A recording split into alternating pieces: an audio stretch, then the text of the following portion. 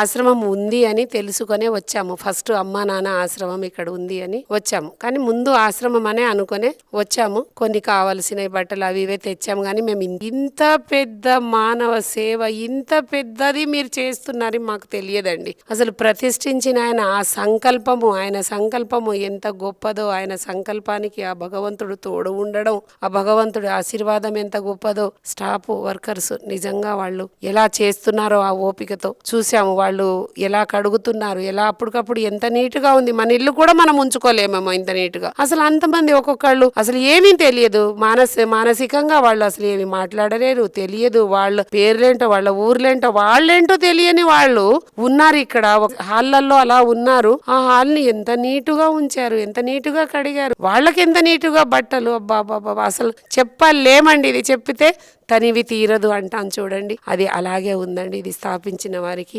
ధన్యవాదాలండి, శతకోటి వందనాలండి మా అందరి తరపున.